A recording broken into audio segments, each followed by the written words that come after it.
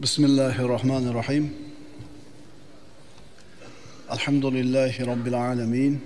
Wassalatu wassalamu ala ashrafil mursalin wa ala alihi wa ashabihi ajma'in. Amma ba'd. Assalomu alaykum va rahmatullohi ta'ala va barakatuh. Tazkiyatun nafs, nafsni poklash silsila darslarimizdan birodarlar, ishonch manzilatini o'qiymiz. Ishonch manzilati. Odamlarni ayrimlari amal qildi, mustaqim bo'ldi yoki fojir bo'ldi, amaldan uzoq bo'ldi. Yana ayrimlari taraddudga tushdi, ikkilandi, shuning uchun amal qilmadi. Nima uchun odamlarning ayrimlari shijoatli, g'ayratli bo'ladi amallarda? Nima uchun ayrimlari buni teskarisi bo'ladi? Nima uchun odamlarning ayrimlari mustaqim bo'ladi, ayrimlari esa fojir bo'ladi? Nima uchun odamlarning ayrimlari fidoi bo'ladi diniga, ayrimlari bunday emas? Bu narsalarni javobini bilmoqchi bo'lsak, birodarlar, biz yaqin nima ekanligini tushunib olishimiz kerak. Yaqin bu ishonch. Agar birodar o'zingga qarab ko'rsang, nimani ko'rasan? O'zing ishongan narsalarga intilayotgan bo'lasan, harakat qilayotgan bo'lasan, ishonmaydigan narsalaringga qadam bosmaysan, tiyilasan, to'xtaysan. Demak, qoida seni amalga undaydigan asosiy omil yaqin, ishonch. Ishonsang amal qilasan. Asarlarda keltiriladi: Tabarakallazi qasamal aqla bayna ibadihi ashtatan. Innar rajulayni la yastawi amaluhuma wa birruhuma wa sawmuhuma wa salatuhuma wa yaxtalifani fil aql kadharratil jambi uhud. Wa ma qasama Allahu li ibadihi nasiban awfara min al aqli wal yaqin. Aqlni bandalar orasida har xil qilib taqsim qilgan Alloh subhanahu va taolo barakotli zotdir. Albatta, ikki kishining amallari va yaxshiliklari, namoz va ro'zalari bir xil bo'ladi. Aqllari esa turli bo'ladi. Amallar bir xil bo'laveradi, aql turli bo'ladi. Xuddi Uhud tog'i oldidagi bir zarra kabi. Endi diqqat. Alloh bandalariga aql va ishonchdan ko'ra kattaroq nasibani taqsimlamagan. Alloh taolo qilgan taqsimotning ichidagi eng kattasi, kengi aql va ishonch. Arab tilida yaqin deyiladi bu narsa. Ishonchi bor odamgina o'zini qiylanib topgan pulini, molini, zakotini ato qila oladi. Ishonchi bor odamgina yoshligini Alloh taoloning toatiga sarf qiladi. Ishonchi bor odamgina umrini Allohni tanishga sarf qiladi. Ishonchi yo'q bo'lsa-chi? Mana shu solih amallardan ikkilangan, taraddudga tushgan, amaldan to'xtab qolganligini ko'rasiz. Alloh bor deydi. Namoz o'qish kerak deydi. Sadaqa qilsang moling kamaymaydi deydi. Deydi-yu, qarasangiz amalda yo'q. Nimaga aytib turib shu narsalarni? Shuni o'zi amalga oshirmayapti? Demak, ishonmaydi o'zi. Ishonchingiz komil bo'lsa, ishonsangiz keyin zakot berasiz, keyin sadaqa qilasiz, keyin gunohdan o'zingizni tiyasiz. Odamlarni amallarda turli-tuman bo'lishligi bu ularning ishonchiga bog'liq ekan. Shuning uchun bunaqa ishonchi bo'lmagan odam doim hayronlikda, zoyelikda bo'ladi. Alloh taolo Qur'onda marhamat qiladi. Astagfirullah. Kalla law ta'lamuna ilmal yaqin la tarawunnal jahim. Yo'q. Agar sizlar aniq bilish bilan bilganingizda edi, agar sizlar aniq bilganingizlarda, ya'ni dunyoga qul bo'lib qolishni oqibati nima ekanligini aniq bilganingizlarda, aniq ishonganingizlarda dunyoga qul bo'lib qolmas edinglar. La tarawunnal jahim. Qasamki albatta sizlar do'zaxni aniq ko'rursizlar. Agar inson mana shu yaqin manzilatiga, ishonch martabasi yetsa, o'zini nafsini Allohga topshirib qo'ygan, Allohga sotgan bo'lar edi. Odam bolasini iymoni va amali xususida qanaqa nuqsoni, taqsiri, kamchiligi bor bo'lsa, ikkilanishi. Bu uning ishonchini zaifligiga borib taqaladi. Qaysi ishga kirisha olmayapsiz yoki qaysi ishni tasha olmayapsiz? Bittasini foyda ekanligida ishonchingiz nuqsonlik, ikkinchisini zarar ekanligida ishonchingiz nuqsonlik. Agar mustahkam e'tiqod, mustahkam ishonch egasi bo'lganingizda, boyaga birinchi ishni qilib, ikkinchisini tashagan bo'lardingiz.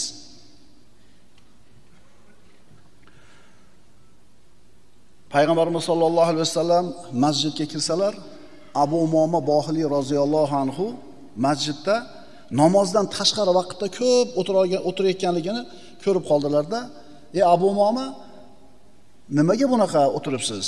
Ya'ni bir qayg'uga tushib qolgan, boshini egib, siqilib o'tiribdi. "Ya Rasululloh, qarzlarim ko'p, uzolmayapman. G'amlarim ko'p" dedi. Nabiy sallallohu alayhi vasallam, "Ey Abu Umoma, sizga shunday kalimalarni o'rgataymi?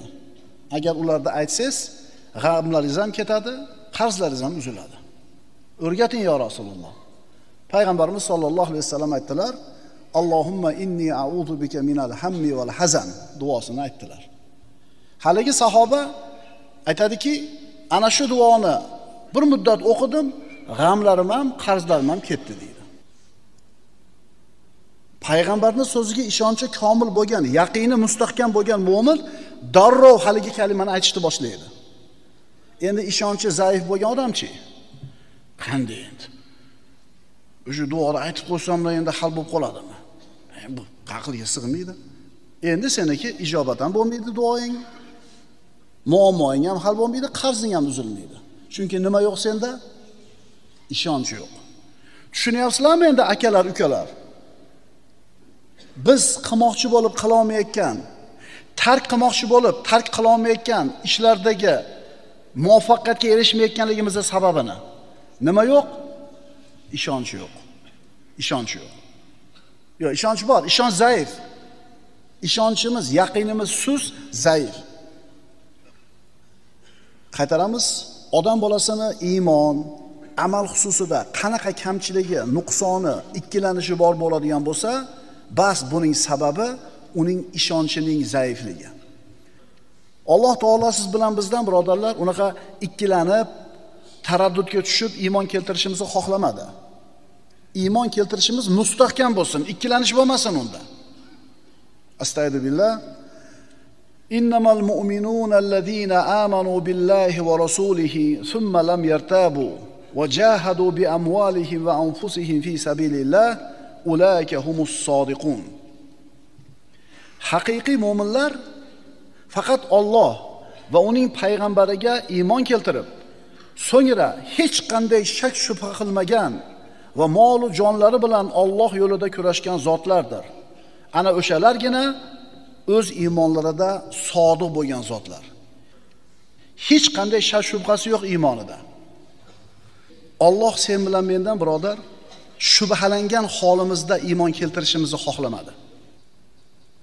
Yo'q, agar sizlar dunyoga qul bo'lib qolishning oqibati nima ekanligini aniq bilish bilan bilganingizda dunyoga qul bo'lib qolmasdinglar deyapti Alloh Takasur surasida. Qasamki, albatta sizlar do'zaxni ko'rursizlar, aniq. Alloh taolo siz bilan bizga zaif dalillarni keltirib qo'yib turib, menga iymon keltir demadi. Dalilni kuchligini keltirib qo'ydi. Borligi, birligiga, qudratiga dalolat qiladigan kuchli dalillarni ko'rsatib, keyin iymon keltirdi. Chunki ikkilanib bo'lmaydi iymonda. Astagfirullah.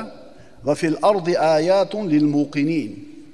Hamda yerda Allohning qudratiga dalolat qiladigan oyat, alomatlar bordir. Birodarlar, ishonch mavzusi, yaqin mavzusi o'ta ham nozik mavzu. Hozir aytdik. Aniq ishonmasang bir narsaga kirishmaysan. Bir narsadan o'zingni olib qochyapsanmi? Demak, shu narsani to'g'riligida o'zingda nima bor? Shubha bor. Agar foyda topishga aqling yetsa, pulingni tikasan shu tijoratga. Demak, yaqin, ishonch harakatlantirar ekan. Aniq ishonmas ekansan, ikkilanasan, shubhalanasan, harakatsiz bo'lasan. Birodarlar, bu dunyoda ishonch eshiklari uni qidirgan odam uchun ochiq. Ishonuvchilar uchun yer yuzida dalillar ochiq turibdi. U qat'iy dalillar. Mana haqiqiy ishonch egalarining xususiyatlari, haqiqiy ishongan odamlarning xususiyatlari, ahli yaqinlarning xususiyatlari. Hidoyat va najot. Astagfirullah. Vallazina yu'minuna bima unzila ilayka va ma unzila min qablik va bil oxirati hum yuqinun. Ular sizga nozil qilingan va sizdan ilgari tushirilgan narsalarga iymon keltiradilar va oxirat kuniga aniq ishonadilar. Haqiqatan kim ko'rib keldi jannatni, do'zaxni? Haqiqatan kim o'lib tirildi? O'ylab qarasiz, haqiqatan mana men o'lib tirildim degan odam yo'q. Bunaqa ikkilangan odam, uni iymoni iymon bo'lmaydi. Endi aniq ishonadilar deyapti Alloh. Ular kimlar? Ularga nima bor? Ulaika ala hudan min robbihim va ulaika humul muflihun. Parvardigorlari tarafidan hidoyat topganlar ana o'shalardir. Aniq ishonganlar Parvardigor tomonidan hidoyat topganlardir. Va najot topguvchilar ham ularning o'zlaridir. Aniq ishonasiz, hidoyatda bo'lasiz, aniq ishonasiz, najotga yetasiz. Chunki ular aniq ishonishdi. Endi do'zax ahllarining xususiyati qanaqa bo'ladi? Biz hozir aniq ishonch egalarining xususiyatini aytdik. Aniq ishonadi, shuning uchun hidoyatda, shuning uchun najot topdi. Do'zax ahllarining xususiyati-chi? Astagfirullah. Va idza qila inna wa'dallohi haqqun was-sa'atu la rayba fiha qultum ma nadri mas-sa'atu in nadhunnu illa dhanna va ma nahnu bimustayqinin. Qachon sizlarga dar haqiqat Allohning va'dasi rostdir, qiyomat soati shak shubhasiz kelguchidir deyilsa, sizlar biz u soat nima ekanini bilmaymiz, faqat gumon qilamiz xolos. Biz qiyomat soati kelishiga aniq ishonguvchi emasmiz dedinglar. Ana o'shuning uchun kofir bo'ldi bular. Kim bilsin, hamma aytayapti-yu, qiyomat bor shekilli, ehtimol shundaydir, aniq bilmaymiz. Demak, bunaqa odamlarning holati kunday ravshan. Ikkilanish, zaiflik, nifoq, baxillik. Shuning uchun infoq qila olmaydi u. Birni bersang Alloh 10 qilib beradi qaytarib degan payg'ambarning va'dasiga ishonchi zaif, o'shuning uchun bera olmaydi. O'shuning uchun u olganin foyda deb biladi, berganin foyda deb bilmaydi. Vaholanki dinimizda nima deyapti? Berganing o'zingniki, olib qolganingga javob berasan deyapti. Ishonchi yo'q, o'shuning uchun bera olmaydi. Vaqtini Allohning yo'lida sarflashni yo'q. Chunki savobli ishga sarflasa, tijoratiga ketadigan vaqtidan ozayib qoladi-da. Undan ko'ra tijoratimga sarflaganim to'g'ri deydi. Allohni tanishga harakat yo'q, Qur'on tilovati yo'q. Bunaqa odamlarni oxiratdan ko'ra dunyo ishlari ko'proq band qiladi. Vojiblarni ado qilishlikda qosirlik, shubhalanadi bular.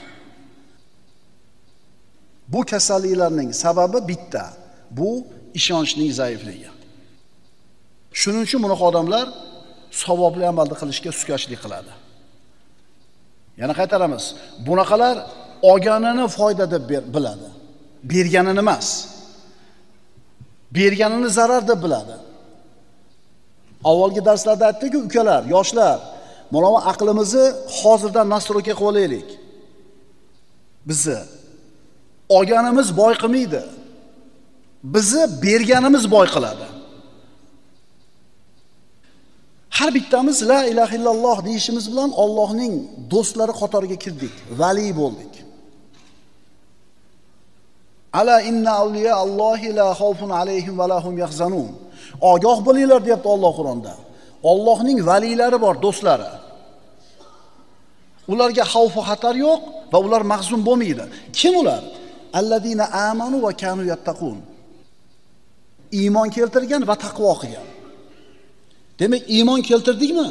Biz Allohning do'stlari qatoriga kirdik. Endi taqvoyimizga yarasha Allohga yaqin bo'laveramiz. Iymon keltirdik, valilar qatoriga kirdik. Bu birinchi qismi. Endi taqvoyimiz qancha yuksak bo'lsa, komil bo'lsa, Allohga shuncha yaqinlashib boramiz. Taqvoyingiz qancha baland bo'lib, Allohga qancha yaqin bo'lsangiz, Allohga valiyligingiz qanchalar kuchli bo'lsa, yaqin bo'lsa, birni berganingizda 10 bo'lib qaytib kelish muddati qisqaradi. Mayli, biz bugun 1000 bersak, 1 yildan keyin 10 000 bo'lib kelsa ham, 1 yilda kelsa ham mayli, lekin yillar ketyapti-da, to'g'rimi? Abdurrahmon ibn Avf roziyallohu anhu mana bilasizlar juda boy sahoba bo'lgan. Nima qilay der ekan? Nima qilay ihson qilmasdan? Ertalab birni bersam, kechki payt Alloh 10 qilib qaytarib bersa, nima qilay infoq qilmay der ekan? U kishining infog'i ertalab bersa, kech payt qaytib kelyapti. Ko'rdingizmi taqvosini? Ko'rdingizmi valiyligini? Endi Ali ibn Abi Tolibni qarang. Bir dona xurmoga yarasha ishlab, bir dona xurmoni olib Fatima Zahroning oldiga kelyapti. Yo'lda birov Alloh uchun bir narsa bering deyapti. Allohning nomini o'rtaga qo'ygan uchun Ali roziyallohu anhu berdi. Chunki ishonchi aniqda, Alloh uchun bersa qaytishi. Alloh uchun berilgan narsa albatta qaytishligiga ishonch komil. Biz ham iymonimiz komil, lekin bitta onor bo'lsa bemaslikda, to'g'rimi? Ikkita bo'lsa ham mayli, bittasini berib, bittasini olib qolardik. Bir dona yana qaytarib o'taman, yarim kilo bo'lganda mayli ikkitasini berish oson. Bir dona onorni berdi. Uyga qaytib keldi, onorsiz. Nima bo'ldi keyin qissani davomida? Qani onor Fatimani? Onor yo'q, biroz so'radi, berdim deb turdi, eshik taqilyapti. Ali ibn Abi Tolib eshikni ochsa, bir odam qo'lida xolta bilan turibdi. Qancha vaqt o'tdi deysizlar? Abdurrahmon ibn Avf bersa, ertalab kech payt berar ekan Alloh. Ali ibn Abi Tolibni bitta onori qancha muddatda qaytib keldi deysizlar? Haligi eshik tagida turgan odam bu dedi, xoltani ko'rsatib. Allohdan payg'ambarga keldi, payg'ambardan sizga keldi dedi. Shunday ochib qarasa, onor, bir xolta. To'xtab turib, ochib sanadi. 9 ta. Qancha deyilgan? 10 ta deyilgan. Robbisini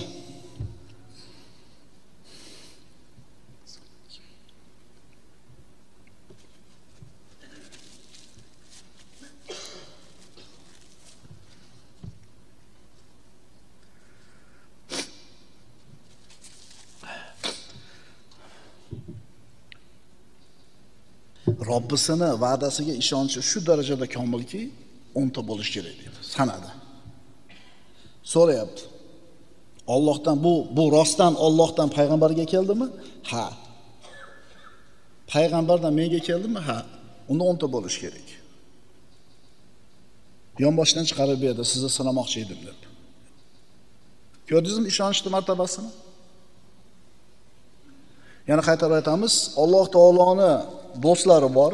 Bularga xavf va xatar yo'q va ular mahzun bo'lmaydi. Ular iymon keltirgan va taqvo qilgan zotlar. Sizni Allohga bo'lgan valoyatingiz, do'stligingiz qanchalar yuksak bo'lsa, taqvoingiz qanchalar baland bo'lsa, axloqingiz qancha go'zal bo'lsa, qarg'ishmas, duo olayotgan bo'lsangiz, nazardan qolmasdan odam el yurtni xizmatini qilib, xulqingizni go'zal qilayotgan bo'lsangiz, g'iybat qilmayotgan bo'lsangiz, qalbingiz kibrga to'lmagan bo'lsa, miyangiz aynib, taqvoingiz shunchalar yuksak bo'ladi, Alloh taoloning sizga beradigan mukofotini kelishi shuncha tezlaydi. Ishonch. Siz bilan bizning amallarimizdagi nuqson, kamchilikni asosiy sababi bu ishonchimizning zaifligi. Assalomu alaykum va rahmatullohi taala va barakatuh.